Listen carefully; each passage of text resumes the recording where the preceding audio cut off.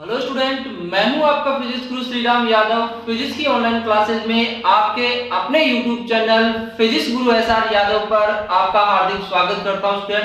Student अंतिम class में अपन ने पढ़ा था ओम का नियम।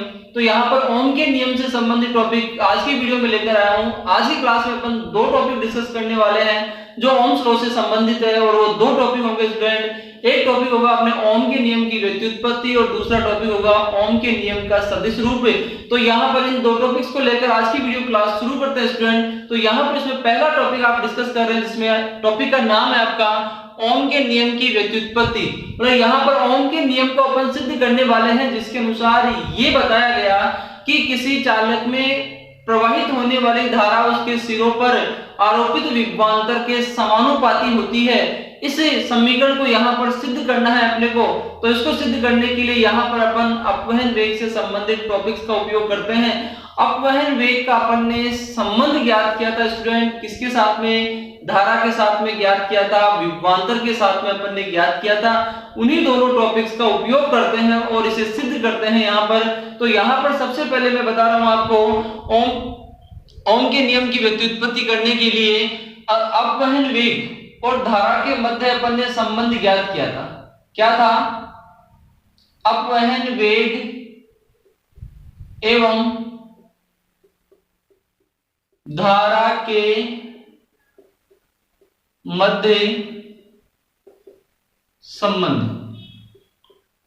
तो अंतिम क्लास में स्टूडेंट अपन ने ये रिलेशन ज्ञात किया था। तो समीकरण क्या था? यहाँ पर समीकरण था अपना धारा I बराबर NEA VD, या फिर अपवहन वेग VD बराबर इस समीकरण को लिख सकते हैं अपन धारा I बटे NEA। ओके स्टूडेंट, तो यहां पर धारा और अपवहन वेग के मध्य संबंध से एक समीकरण अपन ये दर्शा सकते हैं। इसको अपन ने समीकरण 1 दे दिया। अब यहां पर दूसरा समीकरण अपन ज्ञात करें। अपवहन वेग का विभवांतर के साथ में संबंध भी अपन ने ज्ञात किया था, तो उसी समीकरण का उपयोग करूं मैं यहां पर। तो दूसरा है यहां पर अपवहन वेग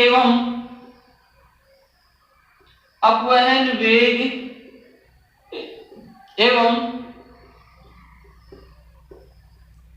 विभवांतर के मध्य संबंध। क्या था? अपवहन वेग और विभवांतर के मध्य संबंध अपन ने ज्ञात किया था। VD बराबर क्या था स्टूडेंट? E टो बटे ml इंटू V। दूसरा समीकरण यहां पर ये हो गया अपना, सही है। तो यहां तक अपन पहले पढ़ चुके स्टूडेंट। ये अपने को ज्ञात है धारा और अपवहन वेग के मध्य संबंध से, अपवहन वेग और विभवांतर के मध्य संबंध से यहां पर ये दोनों समीकरण अपन यहां पर लिख सकते हैं, सही है। अब यहां पर इन्हीं दोनों समीकरणों की सहायता से अपन ओम के नियम को सिद्ध करने वाले हैं। देखो कैसे। यहां पर दोनों समीकरणों के अंतर्गत देखें तो इनका जो बायां पक्ष है वो एक समान है, तो इनकी तुलना कर सकते हैं अपन। तो समीकरण 1 व 2 से समीकरण 1 व 2 से अपन देखें तो यहां पर स्टूडेंट अपने को क्या मिल रहा है? अपने को यहां पर प्राप्त हो रहा है E टो बटे ml इंटू V बराबर I बटे NEA। ओके स्टूडेंट, यहां पर अपने को ये समीकरण मिल रहा है और इन दोनों की तुलना करें तो तुलना करने पर अपने को ये समीकरण ज्ञात हो रहा है यहां पर, सही है। अब यहां पर इस समीकरण में इसका जो बायां पक्ष है उसमें से V को मैं यहां पर रख लूं, बाकी पूरे पद को मैं इस तरफ ट्रांसफर कर दूं, तो उस अवस्था में अपने को क्या मिल रहा है स्टूडेंट? यहां पर अपने को ज्ञात हो रहा है ml बटे NEA इंटू E2। V बराबर अपने को ये मान मिल रहा है। या अगर मैं इसको परिवर्तित करके लिखूं तो V बराबर m बटे NE square into tau into L बटे A इंटू धारा I। ये समीकरण यहां पर अपने को ज्ञात हो रहा है। ठीक है, अब यहां पर इस समीकरण की अपन बात करें तो इस समीकरण में जो ब्रैकेट में मान है उस मान की तरफ थोड़ा सा ध्यान दो स्टूडेंट। देखो यहाँ पर ब्रैकेट में क्या मान रखा है मैंने, m क्या है, इलेक्ट्रॉन का द्रव्यमान, n किसी चालक में उपस्थित एकांक आयतन में इलेक्ट्रॉनों की संख्या, e एक इलेक्ट्रॉन का आवेश और टो माध्य विश्रांति काल को व्यक्त करता है। समझ गए? तो यहां पर यदि अपन कोई चालक ले रहे हैं तो उस चालक के लिए ब्रैकेट में स्थित जो मान है वो एक नियत मान को व्यक्त करेंगे। समझ गए? एक चालक के लिए जो मान होंगे वो क्या होंगे, नियतांक के रूप में होंगे, ये कभी परिवर्तित नहीं होंगे। अलग अलग चालकों के लिए इसका मान अलग हो सकता है, लेकिन एक ही चालक के लिए इसका मान क्या होगा, नियत होगा स्टूडेंट। सही है? तो यहां पर इस समीकरण को मैं लिख सकता हूं V बराबर रो L बटेवे A इंटू I। ये समीकरण यहां पर मैंने उसका परिवर्तित रूप लिख दिया। अब इस समीकरण में इस ब्रैकेट वाले मान के स्थान पर मैंने एक नया सिंबल यूज में लिया है और वो है रो। ठीक है? ब्रैकेट में जितना भी मान था उसको मैंने एक ही सिंबल ले लिया रो के रूप में। अब ये रो क्या है यहां पर वो देखो स्टूडेंट,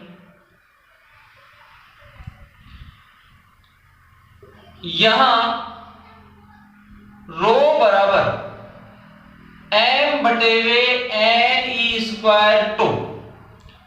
सही है? रो बराबर अपन ने लिया है m बटेवे n e square into tau. सही है? इसे रो को यहां पर अपन कह सकते हैं रो बराबर m बटा n e square into two अपन ने लिया है को चालक का, या फिर मैं इसे परिवर्तित करके, क्योंकि ये जो समीकरण है ये समीकरण एक चालक की विशेषता को व्यक्त करता है। क्या है? यह चालक की एक विशेषता है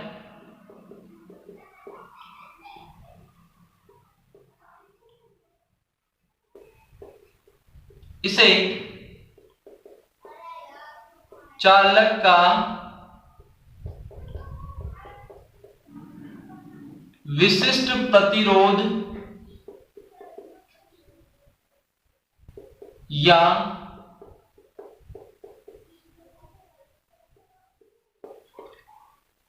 प्रतिरोधकता कहते हैं।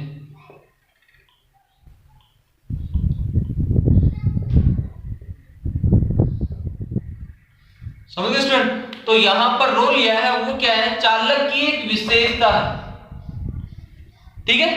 जिसे अपन चालक का विशिष्ट प्रतिरोध या फिर क्या कह रहे हैं, प्रतिरोधकता कह रहे हैं। इस रो को यहां पर अपन प्रतिरोधकता कह रहे हैं और एक चालक के लिए इसका मान नियत होता है। एक चालक के लिए इसका मान नियत होता है। कोई भी एक चालक होगा उस चालक के लिए इसका मान नियत होगा। तो यहां पर अपने को V बराबर मिल रहा है रो L बटेवे A इंटू I। सही है स्टूडेंट? और यदि चालक की भौतिक अवस्थाएं स्थिर हो, यदि चालक की भौतिक अवस्थाएं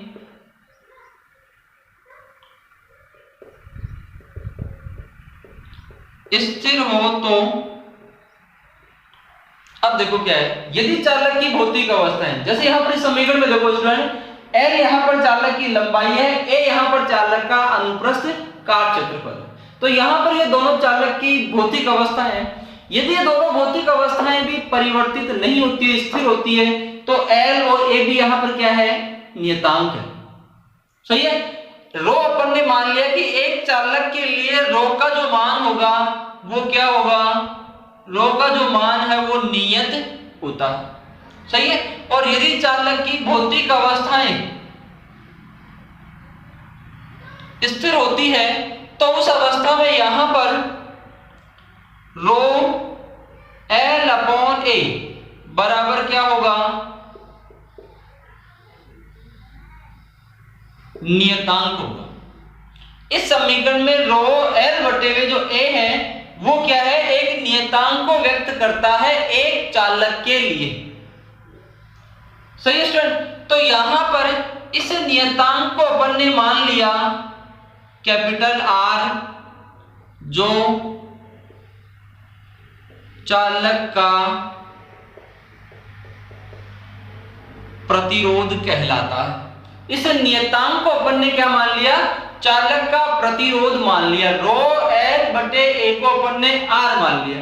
तो ये मान यदि इस समीकरण में रखा जाए तो क्या मिल रहा है स्टूडेंट, देखो इधर अपने को यहां पर मान मिल रहा है V बराबर R इंटू I। सही है। R यहां पर एक नियतांक है तो V समानुपाती I या I समानुपाती V लिखा जा सकता है। और यही ओम का नियम क्या है, यही ओम का नियम है। इसे अपन ओम का नियम कह रहे हैं कि V समानुपाती I। इसकी थ्योरी में यहां पर लिख रहा हूं, देखो क्या है यह समीकरण, क्या कह रहा है, अर्थात चालक में बहने वाली धारा का मान चालक के सिरों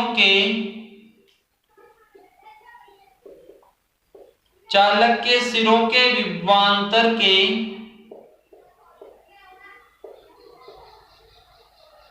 समानुपाती होता है। और यही ओम का नियम है स्टूडेंट। तो यहां पर टॉपिक था स्टूडेंट अपना क्या, ओम के नियम की व्युत्पत्ति। तो ओम का नियम होता क्या है, पिछले वीडियो में अपन ने डिस्कस किया है कि ओम का नियम क्या होता है। यदि मैं यहां पर इस नियम की कथन की व्याख्या करूं यहां पर, तो एक बार फिर से देखो स्टूडेंट क्या था ओम का नियम। ओम के नियम के अनुसार यदि किसी चालक की भौतिक अवस्थाएं स्थिर होती है तो चालक के सिरों का विभवांतर उसमें बहने वाली धारा के समानुपाती होता है। तो यहां पर यही चीज अपन ने सिद्ध किया है, चालक में बहने वाली धारा का मान चालक के सिरों के विभवांतर के समानुपाती होता है यदि,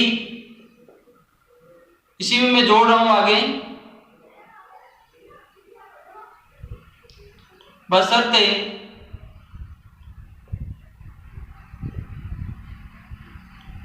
चालक की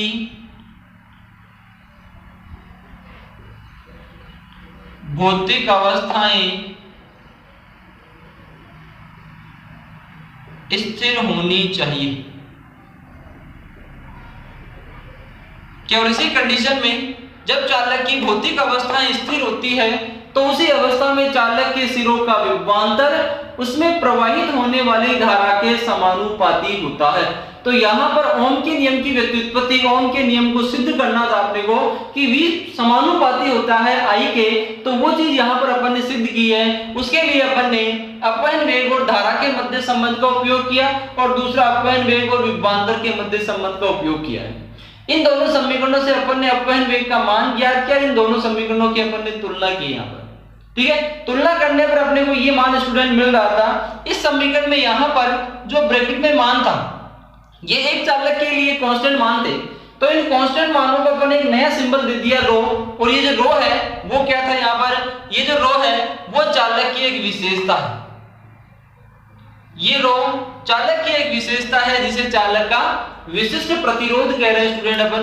तो एक चालक के लिए इस विशिष्ट प्रतिरोध या चालकता का जो मान है वो नियत होता है। भिन्न भिन्न चालकों के लिए इसका मान भिन्न भिन्न हो सकता है, लेकिन एक चालक के लिए इसका जो मान होगा वो एक स्थिरांक के रूप में होगा, एक नियतांक होगा, उसका मान कभी परिवर्तित नहीं होगा। ठीक है, तो यहां पर इस समीकरण में ρ को भी अपन ने एक नियतांक मान लिया। और दूसरी बात, यदि चालक की भौतिक अवस्था स्थिर है तो यहां पर लंबाई और क्षेत्रफल भी इस समीकरण में क्या होंगे, नियतांक के रूप में होंगे। ओके स्टूडेंट, तो उस अवस्था में इस समीकरण में जो ρ L बटे A है वो एक नियतांक है, और इस नियतांक को अपन क्या मान सकते हैं, चालक का प्रतिरोध कैपिटल R अपन ने मान लिया। तो ये मान इस समीकरण में पुट करें तो अपने को क्या मान मिल रहा है, V बराबर RI। R यहाँ पर क्या है, एक नियतांक है। नियतांक को हटाकर अपन ने समानुपाती चिन्ह लगा दी तो V समानुपाती आएगी या फिर I समानुपाती V, यही ओम का नियम होता है। समझ गए स्टूडेंट? तो आज की क्लास का ये टॉपिक था अपना ओम के नियम की व्युत्पत्ति। आशा करता हूं स्टूडेंट आपको समझ में आया होगा। फिर भी कोई कंफ्यूजन हो तो अपने कंफ्यूजन को आप कमेंट बॉक्स में मुझे शेयर कीजिएगा। तो इसका स्क्रीनशॉट लीजिए student, notes as a notes, ये यहाँ पर इसमें एक्स्ट्रा कुछ नहीं लिखना आपको। टॉपिक आता है बोर्ड एग्जाम में तो ओम के नियम की व्युत्पत्ति कैसे होती है, ओम के नियम को सिद्ध कीजिए, V समानुपाती होता है I के सिद्ध कीजिए, तो सीधा अपने को इसको ऐसे एज इट इज दर्शाना है स्टूडेंट। ओके स्टूडेंट, तो यहाँ पर आज की क्लास का अपना जो पहला वीडियो है, पहला टॉपिक है वो पूरा हुआ। इसमें दो टॉपिक मैंने स्टार्टिंग में बताया कि आज की क्लास में दो टॉपिक डिस्कस करने वाले हैं। पहला टॉपिक हो गया ओम के नियम की व्युत्पत्ति। ओके स्टूडेंट, समझ में आ गया होगा सभी को। तो अब यहाँ पर अपन दूसरे टॉपिक की ओर बढ़ते हैं। अपना दूसरा टॉपिक आज की क्लास का ओम के नियम का सदिश रूप, vector form of Ohm's law, वो क्या होता है वो देखो। यहाँ पर मैं इसे मिटा रहा हूं स्टूडेंट, नोट कर लिया होगा आप लोगों ने।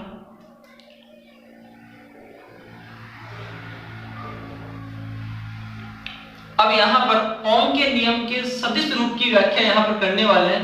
ओम का नियम सदिश रूप में भी व्यक्त किया जा सकता है। एक समीकरण है जिसे अपन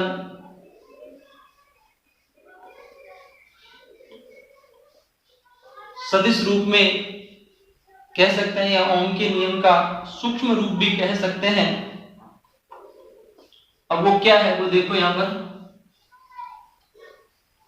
दूसरा टॉपिक आज की क्लास का क्या था स्टूडेंट,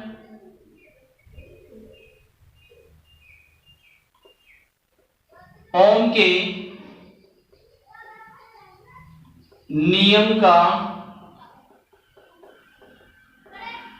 सदिश रूप।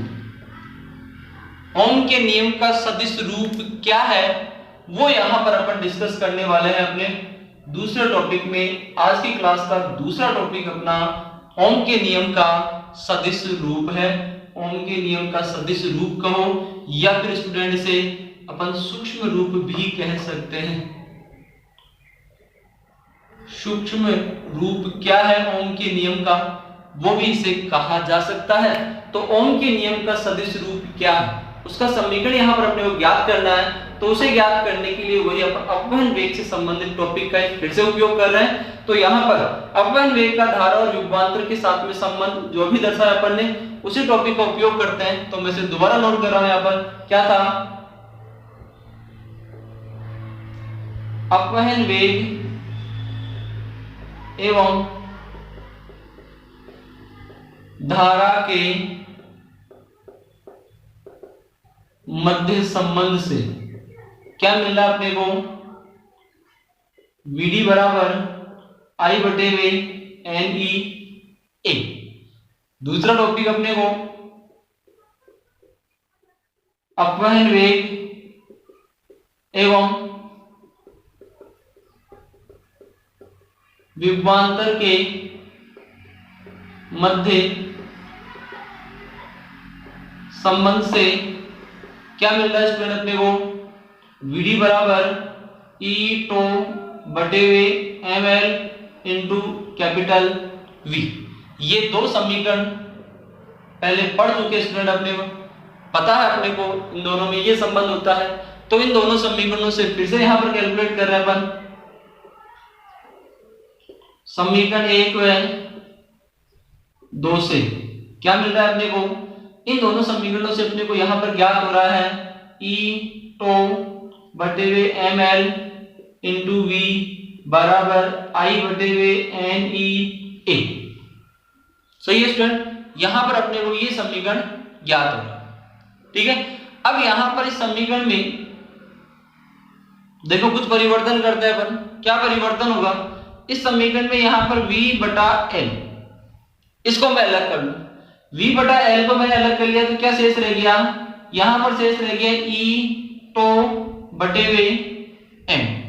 ठीक है, बराबर इस समीकरण में 1 बटा एन ई इसको अलग कर लिया और आई बटा ए इसको मैंने अलग कर लिया। सही है स्टूडेंट, तो यहां पर v बटे हुए l बराबर इस बाकी पद को मैं इस तरफ ट्रांसफर कर दूं तो क्या होगा?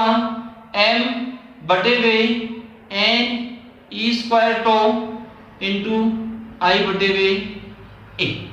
ये समीकरण यहां पर अपने को प्राप्त हो रहा है। ठीक है, अब इस समीकरण में कुछ पद अपने को पहचाने हुए लग रहे हैं। मतलब यहां पर v बटा l क्या होता है, i बटा a क्या होता है, ये चीज अपन यहां पर बता सकते हैं स्टूडेंट कि ये चीज क्या है, इस पद में ये क्या है, ये अपन जानते हैं अच्छी तरह। सही है, तो यहां पर इस समीकरण में यहां v बटा l बराबर क्या है?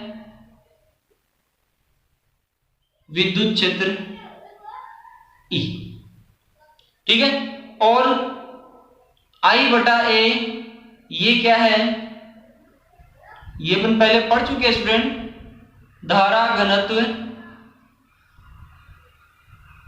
जी, दोनों सदिश राशि है। समझ गए? तो यहां पर ये दोनों मान इस समीकरण में पुट करें तो अपने को क्या मिल रहा है स्टूडेंट? तो अपने को यहां पर मिल रहा है क्या?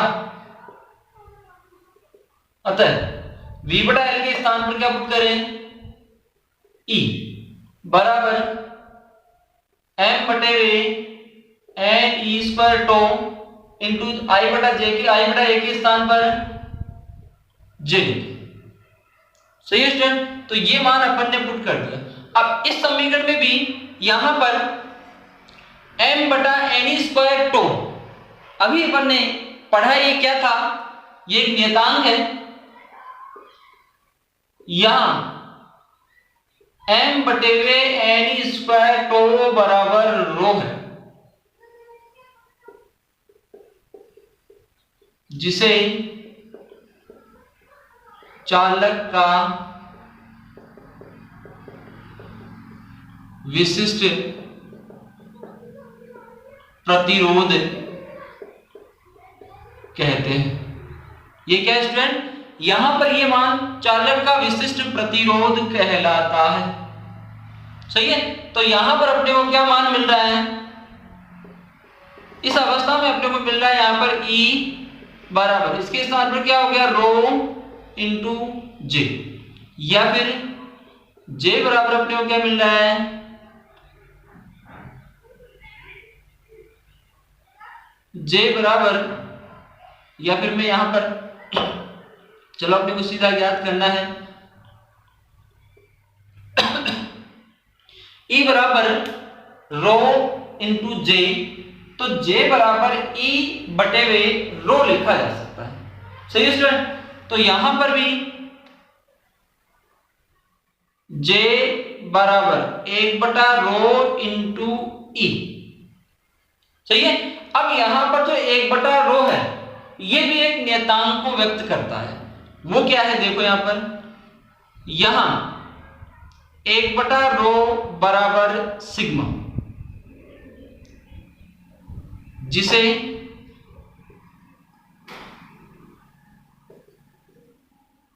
चालक की विशिष्ट चालकता कहते हैं। इसे चालक की क्या कह रहे हैं? विशिष्ट चालकता कहलाती है। ये यहां पर किसी चालक के लिए विशिष्ट चालकता को व्यक्त करता है, जिससे अपन सिग्मा से व्यक्त कर रहे हैं। सही है, तो ये समीकरण अपने को क्या मिल गया? J बराबर सिग्मा इंटू E। ये समीकरण अपने को यहां पर प्राप्त हो रहा है और इस समीकरण को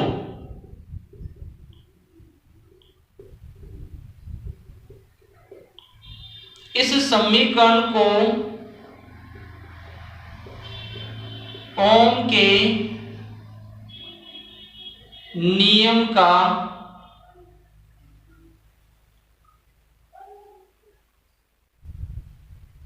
सूक्ष्म रूप या सदिश रूप कहते हैं।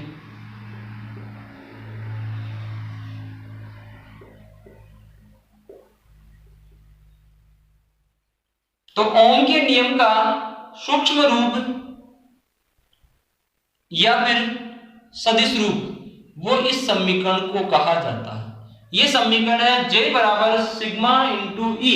इस समीकरण को ही ओम के नियम का सूक्ष्म रूप या सदिश रूप, ओम के नियम में यहाँ पर धारा घनत्व इस समीकरण में यहाँ पर धारा घनत्व और विद्युत क्षेत्र के सदिश फॉर्म यहाँ पर दिए हुए हैं। तो यहाँ पर विद्युत क्षेत्र और धारा घनत्व के मध्य संबंध को व्यक्त कर रहा है ये समीकरण। एक टॉपिक अलग से ये भी हो सकता है, एक क्वेश्चन बन सकता है कि ओम के नियम के आधार पर विद्युत क्षेत्र और धारा घनत्व के मध्य संबंध को व्यक्त कीजिए, या फिर ओम के नियम के सदिश रूप को व्यक्त कीजिए या सिद्ध कीजिए, या फिर J बराबर सिग्मा E को सिद्ध कीजिए। कैसा भी क्वेश्चन आ सकता है बोर्ड एग्जाम में, ये क्वेश्चन आया हुआ है स्टूडेंट बोर्ड एग्जाम में। तो एक इंपॉर्टेंट टॉपिक अपन ने और आज की क्लास में डिस्कस किया है, और वो टॉपिक है ओम के नियम का सदिश रूप क्या होता है, ओम के नियम का सूक्ष्म रूप क्या होता है, वो अपन ने यहाँ पर इस वीडियो के दूसरे टॉपिक के रूप में डिस्कस किया है। इसका स्क्रीनशॉट लीजिए, नोट्स आपको तैयार करने स्टूडेंट, नोट कीजिए इसे। ओम के नियम का सदिश रूप क्या होता है वो अपन ने यहाँ पर इस वीडियो में डिस्कस किया। तो यहाँ पर आशा करता हूँ स्टूडेंट आज की क्लास में जो दो वीडियो अपन ने डिस्कस किए हैं, एक है ओम के नियम की व्युत्पत्ति और दूसरा है ओम के नियम का सूक्ष्म रूप क्या होता है, ओम के नियम का सदिश रूप क्या होता है, ये दोनों टॉपिक आपको अच्छी तरह समझ में आए होंगे। फिर भी स्टूडेंट यदि आपको डाउट हो तो अपने डाउट को कमेंट बॉक्स में शेयर कीजिएगा, जिसे कमेंट बॉक्स या फिर व्हाट्सएप नंबर पर शेयर कीजिएगा, जिसका आंसर मैं आपको सोल्व करके दूंगा स्टूडेंट। थैंक यू स्टूडेंट आज की क्लास के लिए।